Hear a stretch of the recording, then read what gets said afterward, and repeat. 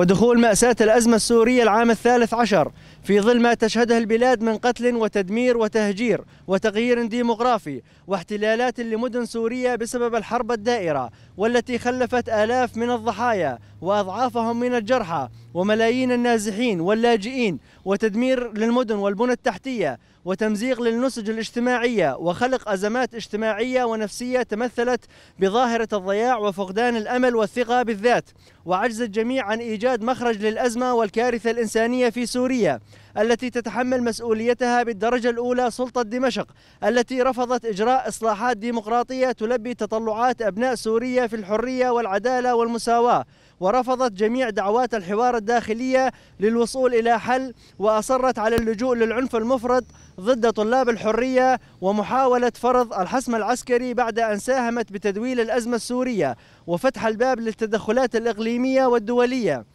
لتصبح سوريا منتهكة السيادة ومحتلة الأراضي ورهينة القوى الخارجية، كما أن إصرار سلطة دمشق على الهوية الاستبدادية وتقييد الهوية الوطنية في ظل نظام الحكم الشمولي واحتكار السلطة وانتهاج سياسة القمع والإقصاء وتخوين القوى السياسية الوطنية وللمكونات وفرض الدولة المركزية على أنها حقائق أبدية ثابتة من جهة، ومن جهة أخرى تتحمل مع عملاء الثورة المضادة والتنظيمات الإرهابية عسكرة الثورة وأسلمتها وانحرافها عن مسارها السلمي وظهور قوى متطرفة وإرهابية غلبت على سمة المعارضة السورية التي لم تستطع استيعاب تحديات المرحلة وفقدانها للتنظيم ولبرنامج سياسي، مما زاد في تعقيد المشهد السوري.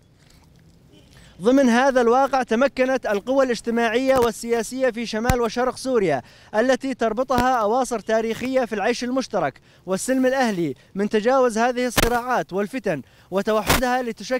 لتشكل إداراتها بمؤسساتها العسكرية والاجتماعية والسياسية المشتركة ودحر التنظيمات الإرهابية وتحقيق الأمن والاستقرار والتآخي لتصبح أملا ومثلا لحل الأزمة السورية. ومن هذا الطرح فإننا في حزب سوريا المستقبل في الطبقة والمنطقة الوسطى الذي يمثل